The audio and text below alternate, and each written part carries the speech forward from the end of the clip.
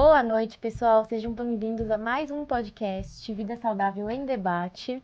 Hoje estamos aqui com um convidado muito especial, Marcos Tito, advogado, sócio do escritório Tito da Silva Sociedade de Advogados, pós-graduado em Direito do Consumidor pela PUC São Paulo, MBA em Gestão Tributária, conselheiro consultivo. Agora você está se perguntando, o que tem a ver um advogado com vida saudável? Ainda mais na temporada de longevidade. Tudo. Você está achando que você está no podcast errado? Não está no podcast Esse errado. cara cuida demais da vida dele. Ele é um cara muito saudável. Então, por isso que a gente vai estar falando bastante aqui sobre isso aí. Né? Eu cuido muito da vida dos outros, principalmente. E não é fofoca, não é um canal de Começar, fofoca. você é parente do Felipe Tito? Nem um pouquinho. O Felipe Tito me plagiou. Muito provavelmente o Tito não é nome dele, imagina. É nome artístico. O meu não. O meu é do sangue. Raiz. Né? Aí, Felipe Imagina. Quero apresentar também os nossos patrocinadores, né? Não menos importantes, Edi. Edi do Empório Manjericão. A gente fala toda vez que é para entrar na sua cabeça. Quem banca isso daqui somos nós. Portanto, deixa um like pra gente, porque a gente está investindo tempo e dinheiro. Mas se você por acaso quiser ser um patrocinador, a gente está super à disposição para conversar. Pode entrar em contato via direct. Né? Isso. Eu sou Luciano Viana, sou personal, sou da Fox Assessoria Esportiva, trabalho dentro de condomínios, dentro de shopping, dentro de empresa, levando sempre saúde, lazer e bem-estar, qualidade de vida. Né? É isso aí. E eu sou a Gabi Wolff, nutricionista comportamental e quase psicóloga. Hoje eu trabalho ajudando pessoas a melhorar a relação com a comida, com o corpo, de uma forma muito leve, gostosa e sustentável. Já é uma psicóloga. Só falta alguns dias. Só falta só o diploma. Já é. Terminou a faculdade já? Não, não tô vendo. Eu tô na fase dos estágios agora. Quase final. Que legal, que legal. A gente Alguns acabou de meses. fechar com uma Psicóloga. pro bono, com uma ONG, que trabalha com atendimento psicológico. Então, ela para pessoas de baixa renda, com atendimentos de 12 sessões, chama Instituto Borboleta Azul. E eles fazem parcerias com várias faculdades e tal, justamente para dar esse atendimento para pessoas de baixa renda e um atendimento de extrema qualidade. Então, deve ser os estágios. Eu vou fazer os estágios, Isso a gente aí. vai em lugares, né, em ONGs, assim, que a gente oferece o nosso treinamento, mas a gente já está capacitado para isso, mas é um início, né, de atender pessoas que não conseguem pagar pelo serviço. Né? Isso. Então, a gente faz, tanto que o estágio, ele é a gente acompanha durante 1 ano. 1 ano, caramba, não, lá O são mesmo sessões. paciente. Não, lá são sessões rápidas. Óbvio que pode abandonar, né, o paciente pode abandonar, a gente tem que fazer outra, mas a gente faz o estudo de caso em 6 meses, que é um semestre, e a gente permanece com ele para estudar outra coisa, depois dos mais 6 meses. Que legal. Então, tipo, é um acompanhamento muito legal, para quem não pode, né. Muito bom. Se apresente. Bom, eu sou, aliás, primeiro, obrigado pelo convite, obrigado por vocês aqui me receberem dentro aqui do Vida Saudável, é um prazer, eu sou advogado, nós atendemos basicamente empresas e pessoas, porque as pessoas estão atrás das empresas. Então, além das empresas, também atendemos pessoas físicas, mas na área patrimonial. Então, a gente fala de inventário, de um planejamento patrimonial, de um planejamento sucessório.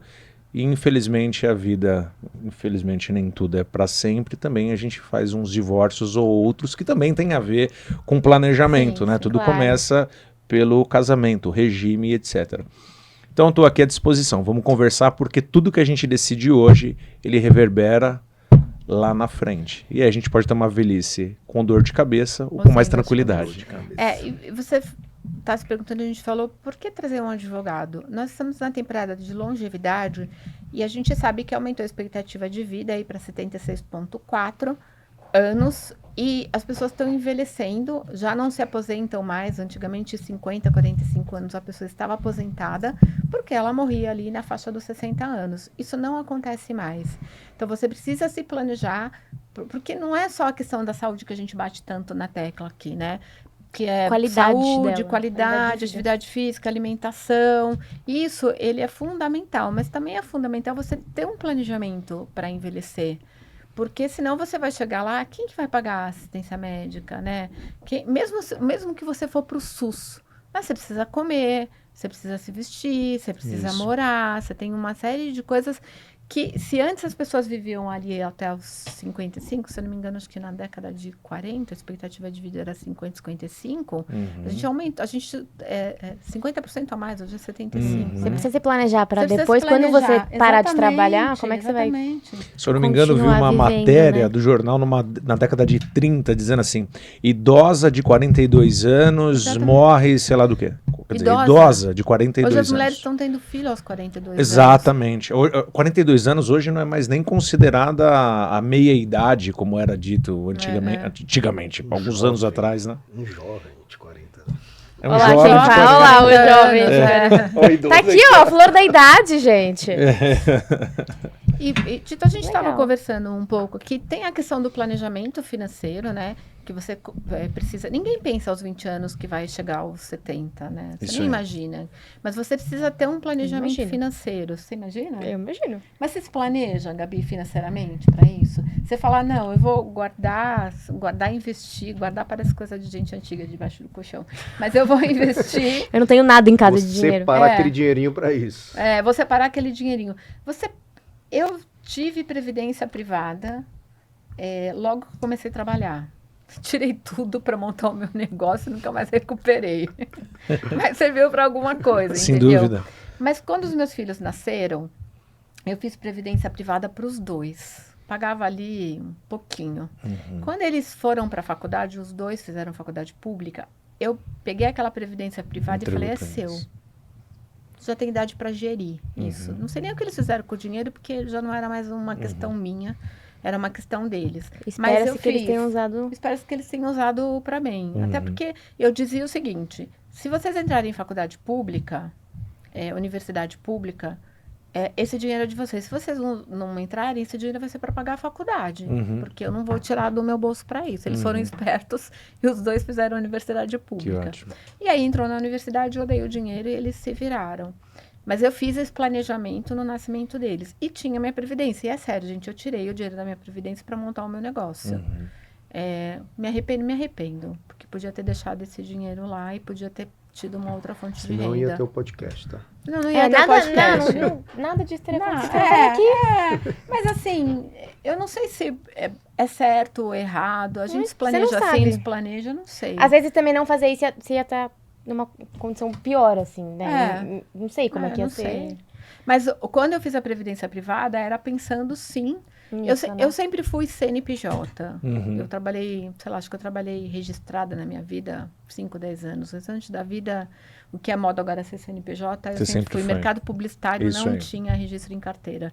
Então, eu sempre pensei que eu ia envelhecer e que eu precisava do dinheiro. É por isso pra que eu penso, porque eu me formei, eu nunca Você tive também carteira é, assinada. é. Tem nada na minha carteira, nada. Mas você tem uma previdência, alguma coisa? Não, Gabi? então, calma, ainda tô na fase de começar a pensar.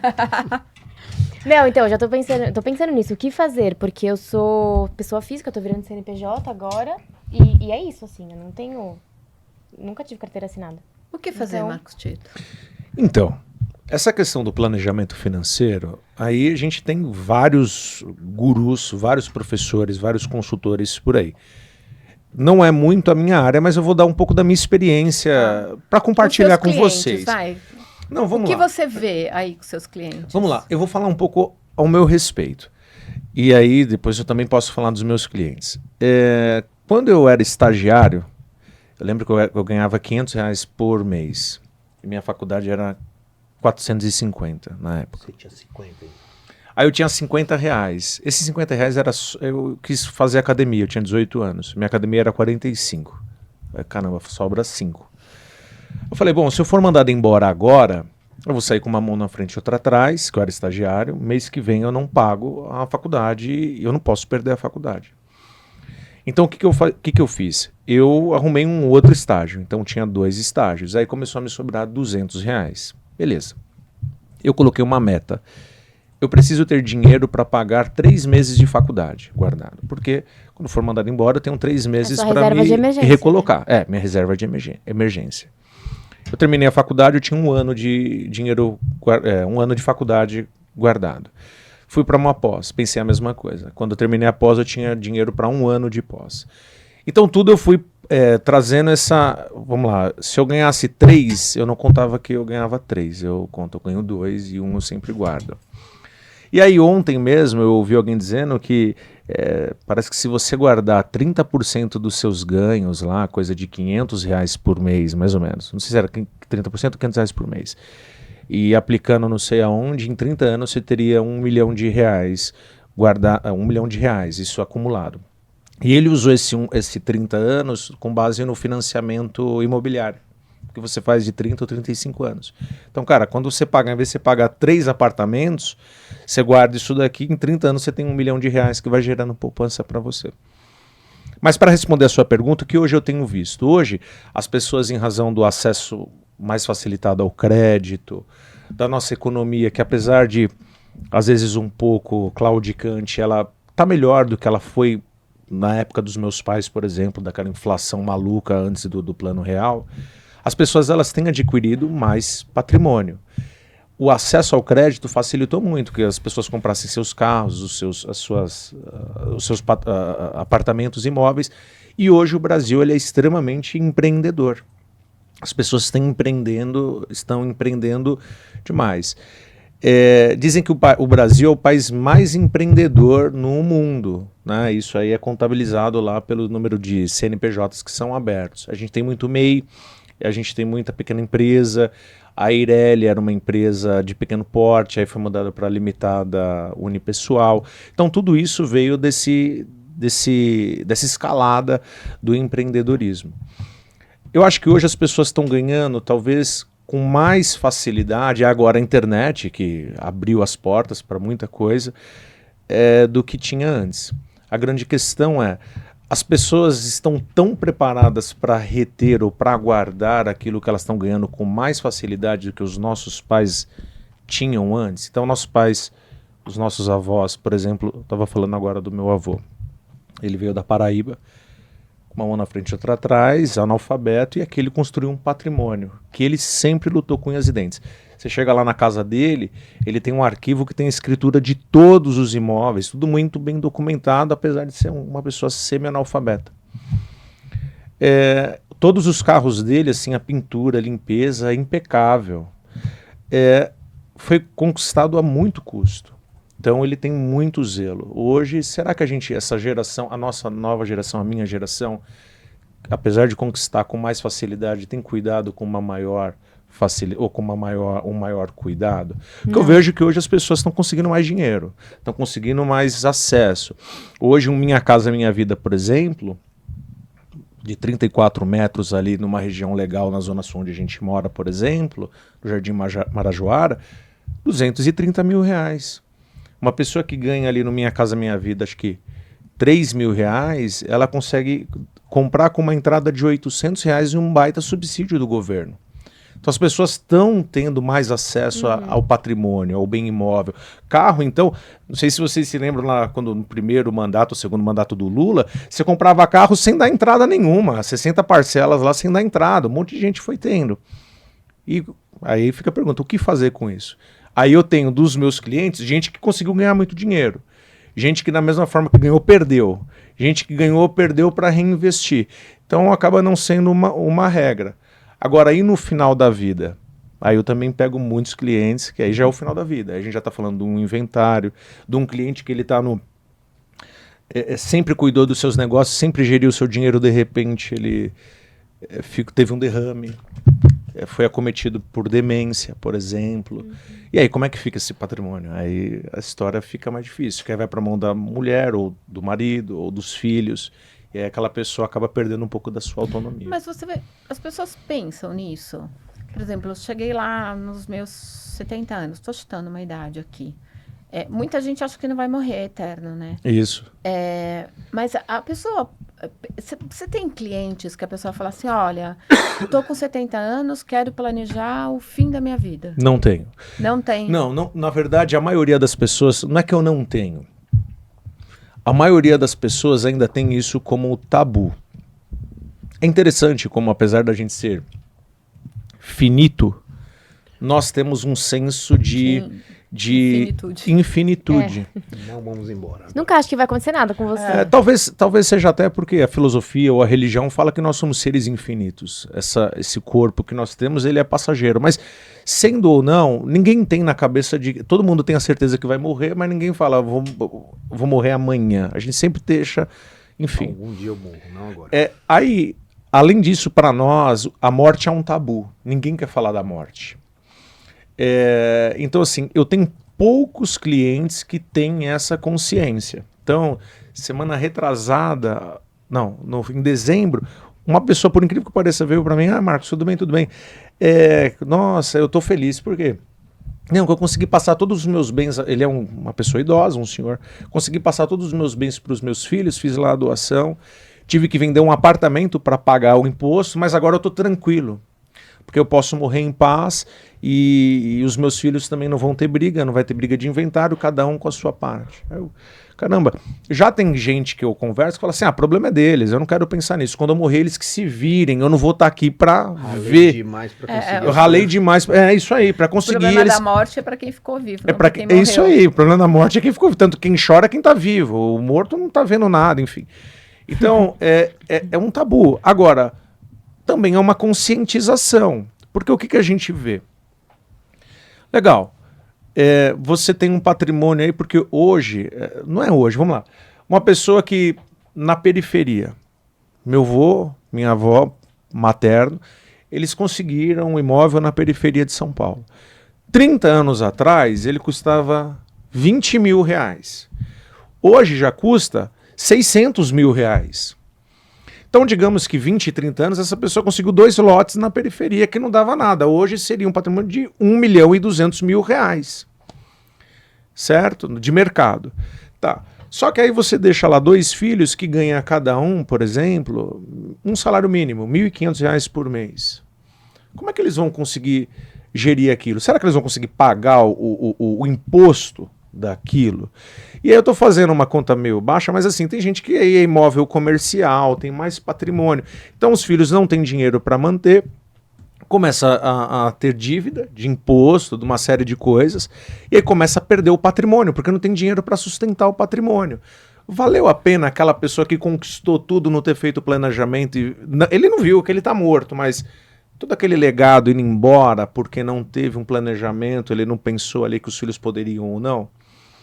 Eu acho que é da consciência. Eu sei que existem sim mecanismos jurídicos para que isso seja bem protegido, ou seja bem sucedido, pelo menos. Falta de informação hoje. Muita gente não sabe que tem que pagar imposto. Sim. Quando você recebe uma herança. Muita gente não sabe disso. E é alto. E é alto. Eu tenho muito alto. Então, assim, se você tivesse que dar um conselho, né, para uma pessoa que tá...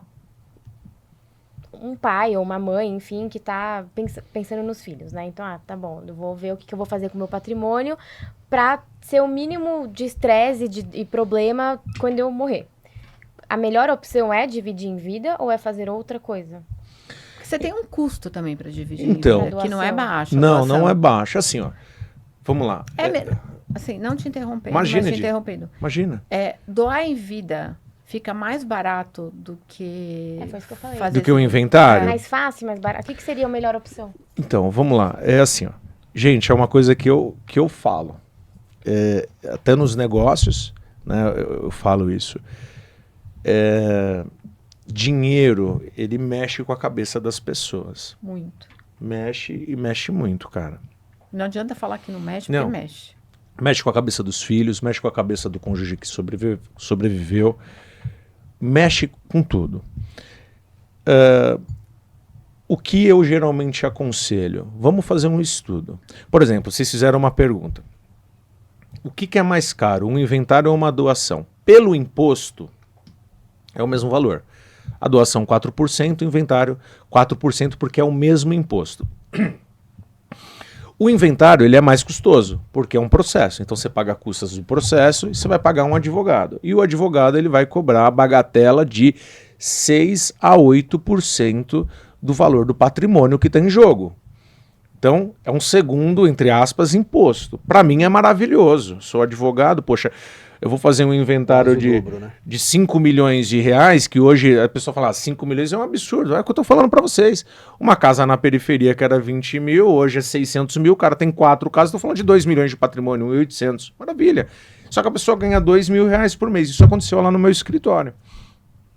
O advogado era 1.300.000, 2 casas. O advogado estava cobrando 90 mil reais para fazer um inventário. E justo lá, legal, beleza. É justo. Fez o percentual, beleza. Então o que aí se torna um inventário muito mais caro. Só que o problema de um inventário não é só o caro do dinheiro. No inventário é o seguinte, é você pegar, realmente fazer um inventário do patrimônio. O que ele tem de patrimônio? E aí vem a trava. Como é que vai ficar a divisão? É a dor de cabeça toda, né? Como é que vai ficar a divisão? Então vamos lá, eu tenho um bem, beleza, eu tenho lá 5 filhos. 4 filhos, 3 a mulher. Tá, são 4 donos. Aí um dos filhos, já aconteceu comigo, ele não geria muito bem o próprio patrimônio pessoal. De repente ele viu ali uma chance dele arrumar um dinheiro para pagar as dívidas. E aí ele quer pôr aquele imóvel para vender. Eu peguei um caso, triste. Já pode fazer isso antes? Já pode, não é antes, né? No inventário, terminou o inventário, vamos lá, nós Foi 4 aqui, distribuído. já foi distribuído, eu posso fazer o seguinte, ou vocês compram a minha parte, eu vou pedir para o juiz para pôr esse imóvel à venda, porque eu quero a minha parte. Caramba, já aconteceu isso, o papai nem morreu, o papai ainda tá quente lá no caixão, você já tá falando de dinheiro? Sim, já tô falando de dinheiro. Mas eu peguei um caso uma vez, que esse caso eu declinei porque eu fiquei indignado. O que aconteceu? Essa pessoa me ligou, quem me ligou foi o neto. Meu avô morreu, meu avô tem um patrimônio, e a minha avó vive da renda desse patrimônio. E o meu pai, então, o filho, né? O filho do avô, ele tá precisando de dinheiro. E é o seguinte, a gente quer vender. Meu pai tem 10% do imóvel que dava o dinheiro, era o imóvel comercial. E eu quero vender. Falei assim, cara, mas o dinheiro daquele imóvel sustenta a sua avó, né, e tal. Ah, não me interessa, a minha avó que se vira, porque ela já tem uma casa que era do meu avô, ficou pra ela. Esse dinheiro vai ajudar ela, a parte que ela vai receber, ela vai morrer e o dinheiro vai sustentar ela até o final da vida. Gente. Pensando no próprio umbigo. Aí eu ouvi aquilo ali, beleza. Falei, você pode fazer? Então, falei, não, cara, desculpa, eu não atuo mais nessa área. Sei lá, dei qualquer desculpa e saí fora. Claro. Agora já me procuraram para falar o seguinte, o pai faleceu, a mãe ficou viva. Qual que é o único patrimônio? A casa que a mãe vive, desculpe. O cara me procura e fala, doutor, tem como vender a casa que eu quero dinheiro? Cara, mas você vai pôr sua mãe na rua? Ah, cara, não é pôr a mãe na rua, mas é meu direito, né? Agora eu sou dono também. Ó como o dinheiro muda. Gente, e a própria mãe? Aí qual é a minha resposta? Não, amigão, não pode. Por que não pode? Porque a lei garante que o cônjuge sobrevivente, sendo aquele lá um lar, você não pode vender, apesar de você ser dono lá de metadezinha, vai ter que esperar ela morrer para vender. Se não, o cara ia vender, colocar a mãe na rua. Mas pode vender, não? Não pode. Não, só tem que esperar ela concordar, ou ela morrer. Mas você percebe como o dinheiro muda? O cara agora ele fala assim, mas agora é meu, eu sou dono de 50%. E aí, você que construiu o seu patrimônio é gente que nunca trabalhou um segundo da vida dela para ter aquilo. Aí você pode pensar, eu quero que os meus filhos se matem. Não sei, como a gente pensa em longevidade, em vida saudável, isso também influencia. Cara, deixa eu fazer de uma forma para que os meus filhos não se transformem no pior deles, porque a gente não sabe como que vai ser. Porque assim, hoje eu tenho meus filhos, mas meus filhos ou filhas que sejam, homens ou mulheres, mas eles vão casar com seus maridos, com as suas esposas, eles vão ter seus filhos que vão ter suas famílias. Então, vamos já colocar uma coisa em ordem, manter a casa em ordem. O meu avô, por exemplo, como eu estava falando para vocês, ele conseguiu angariar bastante patrimônio. Eu já falei para ele várias vezes, vô, faz um testamento, faz uma holding patrimonial, familiar aqui. Eu quero que se dane, eu quero que meus filhos se matem quando eu morrer. Gente, pra quê? Se você pode facilitar. Cara, mas pra quê? Por que você quer causar essa dor? É bom, o patrimônio é dele, ele não quer nem saber. Eu já teve esse outro amigo do Rotary que já falou, não, Marcos, olha, eu tô feliz, porque eu consegui fazer essa divisão pros meus filhos, agora eu posso morrer em paz. Ótimo. Isso também diz respeito à longevidade. Dá muita briga, né? E não só entre irmãos, mas entre padrasto, madrasta, padrasto. Ó, na casa no meu avô, por exemplo, são 4 filhos, né? E o meu avô tem um filho adotado, que é um sobrinho, mas ele criou como filho. Então, a todo momento, ele mesmo fala, como é que faz o Emerson? O Emerson vai ficar de fora. Não, mas os filhos não vão deixar. Você não pode contar. Exatamente, você não sabe. Você não pode contar. Pô, mas faz um testamento, o Emerson vai ficar de fora e tal. Então, quando a gente fala de longevidade, de vida saudável, como é que esse idoso, por exemplo, o meu avô, se toda hora ele pergunta, você não tem uma vida em paz, você está preocupado, tem mecanismo jurídico para você arrumar aquilo. A doação é um deles. O testamento é outro mecanismo deles. É um outro mecanismo. Quando a pessoa morre, vem lá um testamento, qual que a última vontade do falecido, e distribui o patrimônio como o falecido quis. Não como o herdeiro quis, porque eu já vi muito disso. Quando o pai morrer, eu quero tal. Não é bem assim, amigo. Aí fica os irmãos, mas o papai falou que queria isso. Não falou pra você, só falou pra você, né? Exatamente. E uma vez que tem o testamento, isso é contestável? O testamento, ele... Vamos supor, somos irmãos, meu pai deixou tudo pra mim, pra você não deixou nada. Tá? É isso aí. É contestável. Tava lá no é contestável. Isso é contestável. É que existe uma regra para o testamento. Primeiro, o testador, ele só pode dispor, ele só pode decidir o que ele quer fazer com 50% do patrimônio dele. Porque a lei, ela garante que 50% do patrimônio eu não mexo justamente para não prejudicar os meus sucessores. A lei também tem essa preocupação com os sucessores, né? Nos Estados Unidos é diferente, no Brasil não. Então, assim, no meu patrimônio, eu só posso... 50% eu faço o que eu quiser. Então, no testamento, 50% eu quero deixar... Aí, pensando para ficar bem fácil, eu tenho 10 casas. 5 casas eu tenho que dividir aqui. As outras 5 eu quero dar tudo para Edi. Beleza. Aí a Edi, além desses 50%, ainda tem desses outros 50%. Mas não tem problema, é o que a lei determina. Os outros filhos vão ficar resguardados. Depois eles chorem se eles quiserem, mas é direito. É por isso que quando tem marido e mulher vivo ainda, eu sempre digo o seguinte, fazer o que a gente fala de tal do testamento espelho. Vocês não podem fazer o testamento juntos, mas eu posso ir no cartório, cada um com o seu testamento, dizendo a mesma coisa. Então, quando eu morrer, beleza, 50% ali, mas quando a outra pessoa morrer, eles vão se complementar e aí é como os dois gostariam que fosse. Então, é contestável. Primeiro, quando você ultrapassa o limite que a lei manda. Aliás, não é nem contestável. Se você ultrapassar o limite que a lei mandou, seu testamento pode ser até anulado, tá? Segundo, ele pode ser anulado. Segundo, se você fizer um testamento, por exemplo, você tem 2 formas, o testamento particular ou público. O testamento particular, eu escrevi aqui um pedaço de papel, o que eu quero, com a assinatura de 2 testemunhas, aquilo se transformou num testamento. Se transformou num testamento. Mas por que ele pode ser refutado? Porque aí eu falo, não, pera um pouquinho, eu não sei por que o papai ou a mamãe escreveu aquilo. Procedência disso, eu né? não sei qual é a procedência, perfeito. Se foi coagido ou não. Se foi coagido ou não. É por isso que eu sempre recomendo, faça então um testamento público. O que é? Vai diante de um tabelião no cartório, aí o tabelião... outra coisa, o testamento particular, eu não sei a procedência, o papai ali ou a mamãe naquela época já estava meio mal, não sei o quê. Então, diante do tabelião, ele vai verificar a capacidade intelectual da pessoa, vai fazer perguntas, vai fazer uma entrevista. Depois de feita a entrevista, aí ele vem para o ato do testamento. O que você quer, como que você quer. E o tabelião, ele tem fé pública.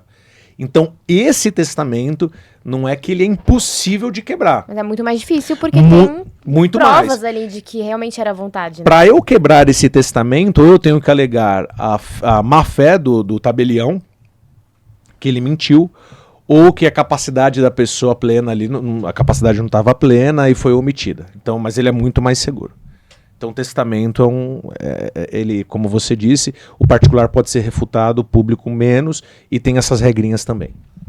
E o custo do advogado é menor para fazer um testamento? Sem dúvida, muito menor, muito menor. Porque o trabalho também é um trabalho menor. Só que assim, é muito relativo, Edi, porque a gente pensa o seguinte, uma vez a gente fez um divórcio no escritório, que, por incrível que pareça, eles tinham carros, casas, dinheiros. Não, tinha o cachorro, graças a Deus, nesse caso, não. Porque cachorro. Mas o Javi briga por causa vira uma briga. É. Não, você tem guarda hoje, tá? Você tem Guarda ação de combativa, guarda do animal, né? Do pet. Então eles tinham casas, carros, dinheiro, e a briga foi por um anel de bacharel e um cordão de ouro. Então o anel de bacharel e o cordão de ouro realmente colocou um entrave para o negócio andar. Ah, porque esse anel de bacharel eu te dei. Então, na verdade, se eu te dei, agora eu quero de volta. Não, mas o cordão de ouro eu quero. Cara, você já deu, filho. É isso. Então, por exemplo, eu conheci uma pessoa que, logo que ela morreu lá no escritório, foi isso. Os herdeiros, os filhos todos já tinham morrido. A avó continuou viva. Quando ela morreu, os netos estavam reunidos lá no escritório discutindo quem ia ficar com tal garrafa de uísque, por exemplo. Não jogou pro inventário. É muito pobre isso, né? É muito pobre. Mas quando a gente fala em testamento, por exemplo, pode ser... Aí você está falando de caro ou barato. Em regra, ele é mais barato que o inventário. Mas, de repente, o cara quer colocar lá no testamento absolutamente todos os detalhes. Aí, é claro, vai encarecer. Ô Marcos, mas, em regra, é mais barato. A empresas. A gente está falando de bens aqui, né? A pessoa faleceu aí com várias empresas. Vai para quem? Para os filhos ou para a esposa? Não, depende. Você tá perguntando isso na sua vida pessoal, né? Tá preocupado que você vai morrer. Então, de empresa... Quero morrer em paz. Não, mas é importante essa pergunta. Será que eu tenho que fazer alguma coisa? Não, mas isso é muito importante. Você que assiste a gente, que da empresa, isso é muito importante. O da empresa funciona de uma forma um pouco diferente. Aliás, depende. Vamos lá. Se você está falando de uma empresa que não é familiar, que você tem um sócio, o contrato social dessa empresa ele vai dizer se os herdeiros eles integrarão a sociedade ou não. Se eles entram na sociedade, aí, meu amigo, são os herdeiros. Pode ser a mulher do cara e os filhos do cara vão entrar lá como sócio com você. E isso quando vem lá para o escritório, eu recomendo para os meus clientes, pelo amor de Deus, não deixe com que isso aconteça. Porque você deixa de ter um sócio e vira 5 sócios. Você mais 5. Faz coisa de novela, né? O cara morreu no dia coloca, seguinte. então. Tem Isso. Não coloca os herdeiros, então. Aí o que acontece? Então, quando o sócio falece, o que a gente coloca? Que os herdeiros não serão admitidos. Aí você pega as cotas do sócio falecido, você liquida essas cotas, calcula quanto que custa, faz uma avaliação, etc. Deu o valor, você paga para os herdeiros. Aí o contrato social fala em... O contrato social, gente, é o seguinte, não é esse contrato que você pega no contador, o genérico, é um contrato social melhor elaborado, porque o genérico do contador, ele fala, admitido pela maioria dos sócios, os herdeiros podem entrar, caso contrário, as cotas serão liquidadas. Só que serão liquidadas como? Primeiro, quando serão pagas, qual é a forma de cálculo dessas cotas? Eu estou com lá no escritório uma briga, porque assim, um dos sócios faleceu, só tem um imóvel dentro dessa empresa. Esse imóvel, ele foi avaliado em 17 milhões de reais. Já cresce o olho de todo mundo. Só que esse imóvel, ele foi avaliado em 17 milhões de reais, mas porque o imóvel é como uma fazenda. Mas parte dessa fazenda é um brejo. Então, a especulação imobiliária ali, ela é muito ruim, porque eles falam, eu não vou pagar 17 milhões, eu vou construir aqui um empreendimento, eu dou casas aqui, vamos fazer essas permutas. Aí a prefeitura do local não deixou fazer, deu trave lá, não deu para fazer, aí os empreendimentos saíram.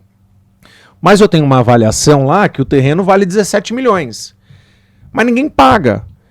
Então, um dos sócios morreu. O que a família desse sócio que morreu fez?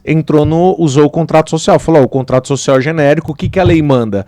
Faz o balanço especial, que eu faço uma avaliação do patrimônio da empresa, a empresa tem um imóvel de 17 milhões de reais e liquida e paga. Ou seja, esse sócio, em grosso modo, ele teria a receber de liquidação 4 milhões e meio de reais, conforme as cotas dele. Tem que vender. Não, aí detalhe.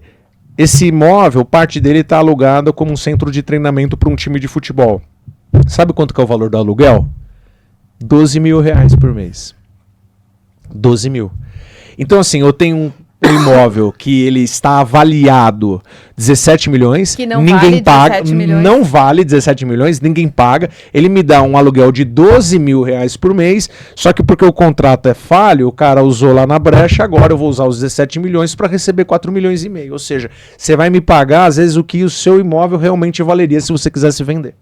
Ou seja, você ficou no zero. Você ficou no zero. Se não ficar no prejuízo. Não, vai ficar totalmente. Aí entra o que o Luciano falou. Aí entra na segunda parte. O perito agora vai fazer a avaliação e o juiz vai dar as duas opções. Ou os sócios pagam, ou vão mandar esse imóvel a leilão para poder pagar Todo mundo. a cota dos falecidos, dos herdeiros do falecido. Mas nessa fase do falecimento, vai até entrar em tudo isso. Então, faleceu ali no mês de novembro. De novembro até novembro do outro ano, eles têm que pagar algum retroativo do... Tem tudo isso? Excelente pergunta. Na verdade, eles pagam o retroativo até a data do falecimento da pessoa. Na verdade, não é o retroativo. Essa dívida, ela nasce com a data do falecimento. Então, o cálculo não é o retroativo. Deixa eu corrigir, né? Sim. O cálculo ele é feito na data do falecimento. Digamos que a empresa desvalorizou. É da data do falecimento. Mas a empresa valorizou, é da data do falecimento. E como o contrato lá ele é aberto, quando o juiz determina o pagamento, vamos pensar nesses 4 milhões de reais, o juiz determina o pagamento que ele seja feito em 60 dias. De onde você vai tirar 4 milhões? Sim, rápido, porque precisa pagar as cotas para o herdeiro que está vivo e as cotas precisam ser liquidadas. Aí um contrato bem estruturado, pensando nisso, o que geralmente eles fazem? Não, olha, o cálculo tem que ser feito da seguinte forma. O pagamento ele vai ser feito de forma parcelada, em tanto tempo.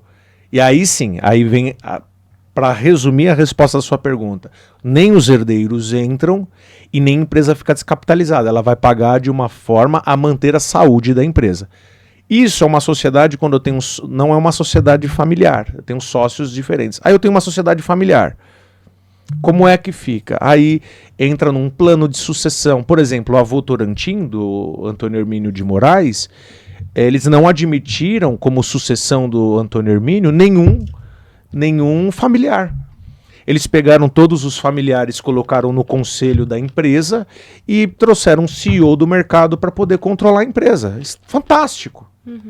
Para não quebrar. Para não quebrar. Aliás, e os familiares que eles colocaram no conselho da empresa, da Votorantim, eles fizeram uma coisa chamada protocolo familiar. O Antônio Hermínio de Moraes juntou lá a família, os filhos, falou assim, ó, agora cada um vai ter uma função aqui, e para entrar dentro da empresa são essas características. Tem que ter estudado fora, tem que falar tal língua, tem que ter tal qualificação. Como se ele estivesse contratando um funcionário. Um funcionário. E vai passar ainda por uma avaliação, por um processo seletivo. Se preencheu todos esses requisitos, aí você entra no conselho. Aí entrou no conselho e aí veio um CEO de mercado que controla hoje, que preside ali a Votorantim. Então, existem vários... Mas quando a empresa não tem esse mecanismo, aí, meu amigo, o pai morreu, o patriarca lá morreu, entraram-se os herdeiros, aí danou. Um monte de empresa que quebrou porque entrou herdeiro desqualificado, Claro. ganancioso, enfim. Não sabe. Ou né, às vezes não bem tem- intencionado, mas desqualificado e quebrou o negócio. Isso tá tudo na abertura do contrato social quando você abre. Então, Ou não? vamos lá.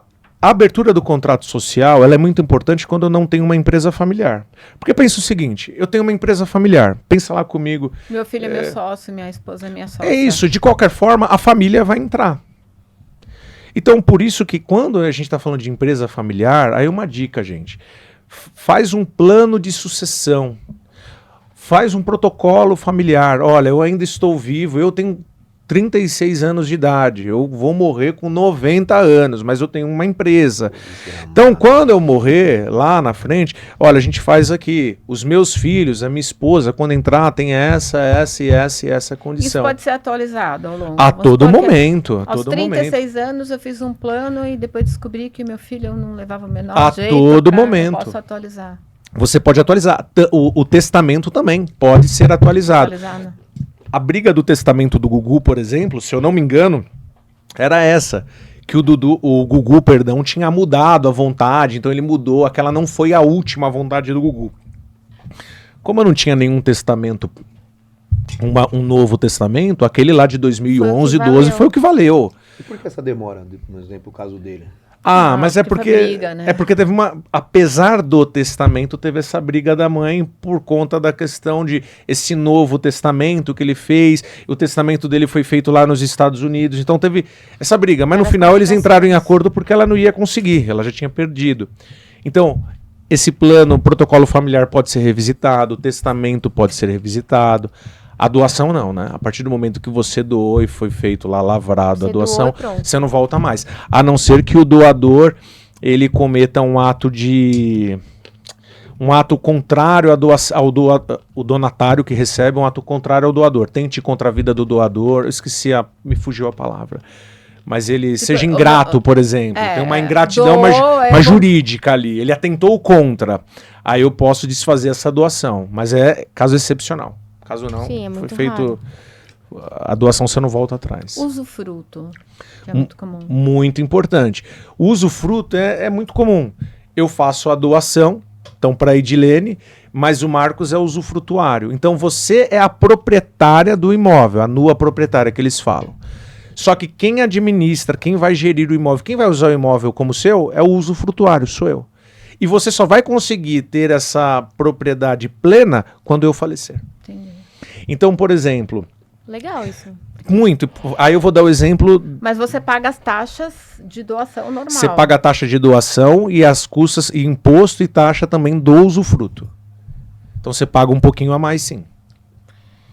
Caraca, só paga a taxa. Só paga a taxa. Por exemplo, minha avó comprou um imóvel agora. Aí ela estava pensando nesse meu tio adotivo. Poxa, filho, eu vou comprar esse imóvel agora, quando eu morrer, seu tio adotivo não vai ter. Não, vai ter sim, vó. Vamos fazer o seguinte, a senhora compra o imóvel, institui meu tio como usufrutuário. Mas e quando eu morrer, o usufruto cai? Não cai. O usufruto só vai cair quando o usufrutuário morrer. Então pode ser que a senhora e o avô morram, Deus livre, amanhã. Mas o meu tio viva mais 50 anos. Ele vai poder ficar lá. Ele vai continuar os 50 anos. É capaz dos seus filhos, os herdeiros, morrerem, ele continuar como sendo usufrutuário, esse imóvel descer para os netos, por exemplo. Então o bom do usufruto também é isso. O usufrutuário não perde essa posição dele, nem diante da morte do nu proprietário, que é o que fala. Que a lei fala, né? O nu proprietário. Eu vou contar a experiência que eu tive aqui. Minha mãe faleceu de Covid, né? Mas minha mãe era uma pessoa que ela ia em casa, ela falava assim, filha, é o seguinte, se eu morrer, tem uma pasta marrom no guarda-roupa, no lugar tal, na terceira gaveta, e dentro dessa pasta tem tudo. Você tem 30 dias para ir lá ela tinha um apartamento não era Coab, era um outro nome. Você tem que ir lá, que aí você tem um seguro que vai cobrir, você não tem que pagar nada. Mas tá ali, eu falava, mãe, para com isso, você vai ver até os 9 para puxar. Não, as pessoas não querem falar sobre isso. Tá e aí, na hora... Mas ela falava, tá ali na pasta tá marrom. E minha mãe morreu do dia pra noite de Covid. A primeira coisa que eu fiz, eu sabia exatamente onde estava.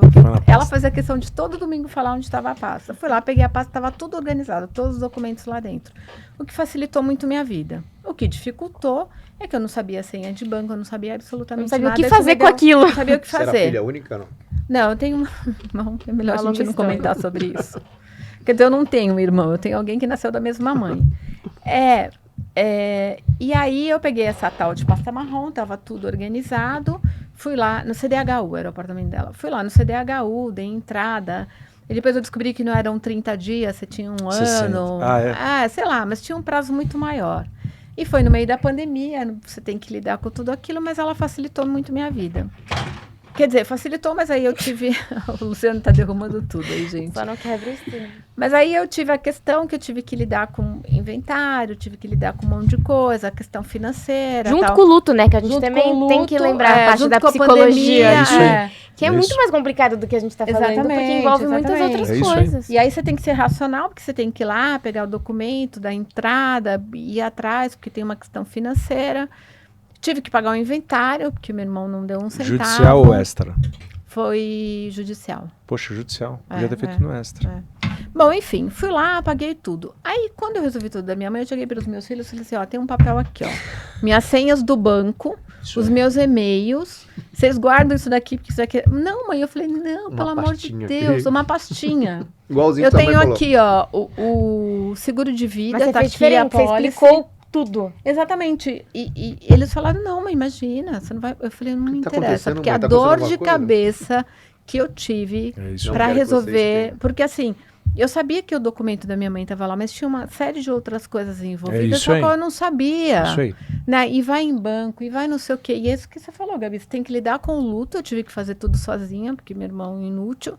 Mas eu tive que resolver tudo aquilo. E para os meus filhos, eu já deixei tudo pronto. Eu falei, tá aqui, você só tem que lembrar onde está guardado. Que ótimo. Eu não estou fazendo igual a minha mãe, lembrando eles todo domingo, Nossa. de onde está a pasta, entendeu? Edi, Ô, Marcos, perdão. Mas foi uma experiência que eu tive e que eu já dei uma adiantada Ótimo. na vida deles. Vocês estão falando do luto? Só um pouquinho, Luciano, porque você trouxe a parte do luto, né? O que eu vou falar não é merchan, não é... Assim, a gente é gente, cara. Lá no escritório, eu e o meu sócio, a gente tenta lidar com o cliente como sendo pessoa, não apenas com a parte comercial financeira. Claro. Então essa questão inventário, divórcio, a gente lida com muito respeito mesmo. Que é muito delicado, né? Muito. Às vezes vai rolar muito dinheiro na mesa, mas cara, poxa, tem uma pessoa ali, ele já te procurou, beleza, cara. Só faz seu trabalho. Então o dinheiro é a consequência, vai ser o pagamento do trabalho. Tá bom. Aí um dia a gente recebeu lá um cliente com um pai que a mãe tinha morrido da noite pro dia também. E esse cliente que eu falei pra vocês, o pai tinha uma casa que não valia muita coisa, os anos passaram, de repente ela tava valendo muito dinheiro, né? Uma casa que valia 100, de repente tava valendo 800 mil, que é bastante dinheiro, mas é muita especulação. E uma casa na praia. Aí procuraram um escritório, e o escritório falou, não, para você que já é cliente nosso, que ele tinha um negócio lá, pagava um mensal, a gente vai fazer 10% do valor do patrimônio e 10% do valor de mercado. Aí dava mais ou menos, mas ainda a gente faz um descontinho, aí dava dando mais ou menos uns 90 mil reais. O cara desesperou. Aí ele tá lidando com a dor do luto, e agora, além da minha mãe morrer, me veio uma conta de 90 mil para pagar só pro advogado, ainda tem.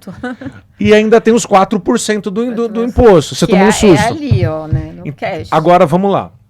Aí ele veio até Porque eu nós. não sabia desses valores. Então, mas olha lá, ele veio até nós. Marcos, pelo amor de Deus e tal. Aí eu falei assim, ô fulano, vamos lá. Primeiro, a OAB não fala que você tem que cobrar em cima do valor do patrimônio de mercado. Geralmente é a mesma base do valor venal, a mesma base do valor que se cobra o imposto. Sério? Aí ele já aliviou.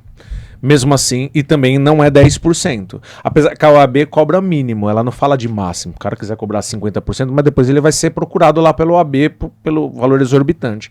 Mas a OAB fala 6% a 8%. Sério? Sério, mas mesmo assim ainda tá alto, Marcos. Falei, então vamos fazer o seguinte. Você e seu pai estão de acordo com a divisão aqui? Apesar que o pai dele não entrava como herdeiro, era só meeiro. Não, eu e meu pai estamos de acordo, não vai ter briga. Ótimo. Quantos imóveis são? São esses. Está regularizado? Estão regularizados. Traz a matrícula, vamos pro extrajudicial. Como assim? Não, no extrajudicial. São 2 imóveis, a matrícula regularizada, você não tem briga entre herdeiros. Vamos pegar tudo e fomos pro extra. Em 2 dias no extrajudicial a gente resolveu, a gente só foi lá para assinar. O que eu cobrei dele? As horas trabalhadas. Então, de um cara que estava cobrando 90 mil, na época eu cobrei dele 6 mil, sei lá. 6 mil. O que aconteceu? Quando eu falei o valor pro cara na frente dele, o cara começou a chorar. Oh, você não tem noção, tá doendo muito. E foi o único alívio que eu tive agora de saber que alguém me viu com esse carinho, com essa empatia e não quis se aproveitar da minha dor. Porque você não consegue nem curtir o luto. Difícil, Porque você tem o luto e você tem um problema para resolver no dia seguinte. Isso. Não, exato. Outro dia. Aí você pegou um profissional que aproveitou da situação e do desconhecimento do cliente e Enfiou a faca. enfiou a faca, poxa. Tudo bem, cara, você é trouxa, né? Deixou de ganhar 90. Eu não deixei de ganhar, eu ganhei exatamente o que eu tinha que ganhar. Não é que eu deixei de ganhar 90, o cara não ia pagar. Ele não ia pagar 90 mil, pagar, ele nem tinha como. Então eu cheguei nele e falei, não, vou pagar um preço justo. E eu fui muito bem remunerado. Eu trabalhei 3 horas no negócio, sei lá, no caso dele, 4 horas e ganhei lá 6 mil reais. Quem é remunerado por 4 horas de trabalho, 6 mil? Então, você mudou uma vida, né? Porque era uma preocupação dele, queria levar... Cara, o cara ficou grato. Eu sei que depois ele me chamou lá, deu vinho pra mim, deu vinho pro meu sócio, mas o que me impactou, eu não tô falando aqui, gente, de papinho, nossa, que profissional, esses papos de LinkedIn, sabe, que todo mundo é perfeito. Não, é um fato da vida. O cara chorou lá, ele falou, poxa, foi um alívio. Alguém se aproveitou e eu vi alguém que é justo. Por quê? Porque o cara também tá lidando com o luto. O luto, cara. Uma coisa que a gente não faz mais no escritório hoje é guarda. Não faço. Porque a criança, o filho, ele vira moeda de troca. Ou ele vira arma para atacar o outro. Né? Imagina, gente. Então, isso a gente não gosta de pegar. Enfim, é um outro assunto esse, mas porque eu vejo o cliente, ele é um ser humano, cara. É uma pessoa, enfim. E isso tem que ser planejado, porque você não sabe, é isso que você falou, quando entra dinheiro, a família pode ser maravilhosa, mas entrou dinheiro, a coisa muda completamente. Isso não é nem idade, né? Mas isso daí é a partir do momento que você já tem algum bens, ou você já tem alguma empresa, você já tem que deixar tudo. Eu acho que a partir do momento que você tem... falando aqui, eu tô aqui, ó. Você tem filho. A partir do momento que você tem filhos... Posso contar outro caso? Pode. Me ligou uma mulher, 35 anos, casada com um rapaz de 45 anos. O cara teve um infarto, morreu. Fulminante lá, dormindo. Tá bom. O cara, eles tinham comprado um apartamento. 70% no nome dele, 30% no nome dela. Aí o seguro do apartamento quitou 70%. E a parte dela lá veio falar, só faltava 30%, foi lá e quitou. Beleza. Ele tinha aí, ok, apesar dele ter 70%, como eles eram casados, 70% era o encargo que ele tinha para pagar perante o banco. Mas o apartamento ficou dividido 50-50. Eles não tinham filhos. Quem eram os herdeiros do cara que faleceu? Irmãos? Governo? Os pais.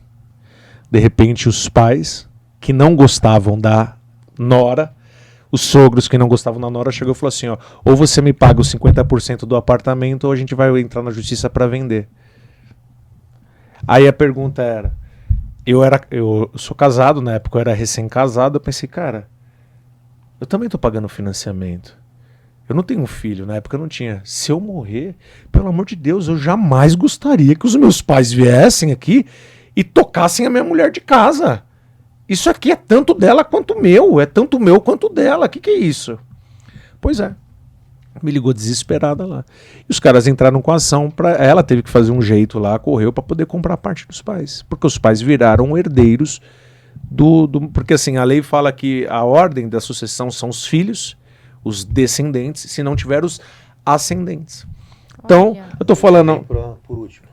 Não, a mulher ela tem metade, ela não entra como herdeira, ela tem metade. Então aí, eu não tô falando... não é casado, só é juntado, porque tem um negócio assim. Também 50%, porque agora a união estável, ela foi reconhecida... É 3 anos? O quê? Não, se você tiver um mês lá com alguém como fosse família e querendo viver como família, presta atenção nisso. Já era. Então, se você tá aí... Vai fazer um test drive? Quer fazer um test drive? Faça um contrato de namoro. Contrato de namoro para não dar união estável. Namoro? Sim, contrato de namoro. Para poder deixar claro que a pessoa tá ali... Anos, contrato de namoro, para depois não pedir união estável. É melhor deixar tudo documentado, né? Sim. Porque senão a pessoa vai ter direito a 50% independente. Gente, veja, aí só para finalizar lá, esse papo que a gente já entra nesse, então eu não tô falando de alguém velho, alguém idoso. Tô falando de alguém, vai lá, sou eu, de repente eu não tinha aquela mulher. 30 anos, o cara 45, deu um piripaque. A coisa mais comum do mundo é ter a briga entre nora e sogros, genro e sogros. Os sogros não pensaram 2 vezes, iam tomar o patrimônio. Então não é para pensar quando tiver 80, 90 anos, para já. Contrato de namoro. Vocês veem aí cara rico, gente rica, eles fazem contrato de namoro para não dar união estável. Eles fazem pacto antinupcial. Divisão total de bens. Eu sou um cara milionário. Faz isso aí, jogador de futebol, os mais espertos fazem isso. O cara fez um baita patrimônio. Vou casar. Pacto antinupcial, separação total de bens, tudo que é meu é só meu. Vamos fazer um pacto antinupcial, porque quando a gente divorciar, você sai fora do casamento, eu não vou te dar um centavo do que eu tenho. A gente teve um caso desse no escritório, e mesmo assim a mulher tentou entrar com a ação, mas perdeu, porque o juiz reconheceu a validade do pacto antinupcial, mas ela queria levar muito dinheiro. Ela entrou pedindo de cara uma pensão de 30 mil reais. E o juiz de cara concedeu uma pensão de 20 mil reais. Aí teve que recorrer, conseguimos Sem derrubar. filhos. Era um senhor de 80 anos de idade, muito bem de vida, que se casou com um pacto antinupcial com essa mulher quando ela tinha 50 anos de idade. Passou-se o tempo, esse senhor não quis mais, porque ele foi ficando. Porque nessa época ele já tinha 80 anos de idade, então ele já estava bem debilitado. E ela não queria cuidar do vovô. Deixou de ser meu marido e se transformou no meu vovô. E aí ela entrou com esse pedido de divórcio. Nesse meio do caminho do pedido de divórcio, ele inclusive faleceu. Aí o juiz falou assim, porque ela disse assim, olha, 50 anos, eu parei a minha vida para me dedicar ao casamento. Eu quero uma pensão dele. Aí de cara, eu quero 30 mil de pensão. Porque eu como isso, a minha alimentação por mês é de 5 mil reais, eu como lagosta, eu como não sei o que, é uma série de coisas. Vou lá no Empório Manjericão. Vou no Empório Manjericão, uso aqui o personal Luciano, aqui exatamente. Eu tenho a Nutri aqui, Gabi, só gente top. Aí pediu 30 mil. O juiz 30 mil não dou 20. Ou seja, veio na mão aqui, ó, mês que vem, pagar 20 mil. Saláriozinho. Cara, só que ele já não tava tão bem. Ele ainda não tinha falecido, não estava tão bem, não tinha dinheiro para pagar 20 mil, pelo amor de Deus. Aí recorremos, fomos pro tribunal, o tribunal suspendeu, e no final, graças a Deus, o próprio juiz foi sensato e julgou improcedente. Mas porque tinha um pacto antinupcial. Aí o desavisado vai casa, amor, eu quero fazer uma declaração de amor a você. Eu não tô falando de pobre como eu, casei sem nada. Mas o cara que tem dinheiro, pensa nisso, cara. É blindagem patrimonial, é pensar na longevidade. Quando se trata de dinheiro, as pessoas mudam. Quando se trata de conflito, as pessoas também mudam. Então faz um pacto antinupcial. Senão você vai ter que pagar uma pensão para a mulher. Pro filho não, pro filho tem que pagar a pensão mesmo. Agora pagar a pensão para a mulher, E não só pagar não a pensão, precisa. Cuidar. Agora faz um planejamento sucessório para os filhos, não. É uma fase, pô. Pagar, você é pai. Segue Pagar é o piso, obrigação, né? É o chão mínimo, que você anda. Agora, outra, filho. Eu vi já filho dividindo o patrimônio. Quando o papai morreu, eu quero isso dele. Nossa, o papai tem uma vida longa, né? Não morre. Ai, que horror, gente. Eu já ouvi isso, pô. Tô falando pra você. Nossa, o papai fica doente e não morre, ele é forte, né? Nossa, ai meu Deus, quando que eu vou ter a minha herança? Ai, que Já vi isso, gente. Já vi isso. É triste, né? É muito triste. É muito triste. Aí o meu avô usa dessa tese, eles que se danem. Eu já não pensaria assim, né? Pelo menos o que eu construí, não quero. Vamos deixar meus filhos ali organizadinho. Eu tenho seguro de vida, eu já falei para os meus filhos, seguro de vida é para pagar as despesas. Vocês podem não ficar com nada, mas com dívida e com custo de inventário. Pô, que legal. Não ficar com nada. Tem uma turma aqui no ao vivo, agora que eu vi. E aí, pessoal, tudo bem? Que legal que vocês estão aí. Instagram. Instagram, que legal. Passou uns 250 já. Que legal. Nath... Mas você não vai deixar lá, porque senão a pessoa vai assistir depois. Que legal. Sejam bem-vindos. Eu não sou muito carismático, não. Tem pergunta aí? Vocês têm perguntas? Exatamente. Não? Pode fazer pergunta. Se eu souber, eu respondo. Se eu não souber, a IA me ajuda aqui. Tá tudo no IA, hein? Tá tudo ali mostrando pra gente. Já acabou o nosso podcast. Acabou? Já deu 1 hora? Nossa, tinha 50 horas pra ficar falando aqui, né? Você tinha uma pergunta antes. Antes da gente começar, você tinha uma pergunta. Quiser matar ela? É do seguro de vida. Se vale a pena fazer um seguro de vida, totalmente, mesmo sem filho, sem herdeiro, enfim. Sim, vale muito a pena. Pelo menos pra pagar o caixão, né? Isso, gente. Verdade. Não, mas você põe pra quem você quiser. Gente, seguro de vida é maravilhoso. Vocês têm que pensar o seguinte, quando a pessoa morre, tem um custo. Infelizmente, passou por isso. Todo mundo vai passar. Então você vai ter o custo do não é baixo. inventário, que não é baixo, do funeral. Então, funeral, se bobear, é mais caro que inventário. Altíssimo. Inventário, funeral, advogado, despesas de cartório, etc. Então o seguro de vida, muitas vezes, ele vem para suprir isso. E Terapia não só do isso, luto. né? Terapia do Luta, é. Eu não tive tempo de fazer terapia de luto. Imagina. Uma hora vai ter. Então o seguro de vida ele é super válido, tanto para as questões dos custos, como também não é bonificar de jeito nenhum, mas como uma forma de ajudar quem ficou, por exemplo, eu ainda não fiz, é que dizem que casa de pau, de ferreiro, espeta de pau. Eu fico pensando, cara, se eu tiver um piripaque, eu tenho um filho, o que vai acontecer? Eu tenho uma esposa lá, tá? Meu irmão fez, falou, não, eu vou fazer. Sério, Michel? Não, eu vou fazer. Precisa fazer, eu preciso fazer. É Marcos, importante. vou fazer a última pergunta. Quando que a pessoa tem que montar uma hold? Quando ela tem uma empresa, quando ela tem diversas empresas, com uma só já é interessante ela montar. Para que serve uma hold? Essa dúvida aí é uma Legal. minha, como pode ser dúvida de várias pessoas aí. Legal. A holding, ela pode servir tanto para blindagem do patrimônio, como para essa gestão, essa gerência do patrimônio. Então vamos lá. Quando a gente fala de família, vamos pensar aqui, um pai e a mãe, né, os pais, que tem lá 5 filhos. Não, 5 filhos, que seja. E eles têm lá um patrimônio. Então, eles têm empresa, eles têm carro, eles têm casa, tem sítio, casa na praia, tem lancha, tem qualquer coisa. Enfim, que seja, muito patrimônio, um patrimônio menor. Quando eu crio uma holding, na verdade eu vou criar essa empresa, pego todo esse patrimônio e jogo dentro dessa empresa. De um CNPJ. Dentro desse CNPJ. E aí, ao invés de sermos um condomínio, como diz a lei, quando a gente tem mais de um proprietário, são 2 proprietários, coproprietários, tem mais de 2 ali, já é um condomínio, é um condomínio que a lei fala, né?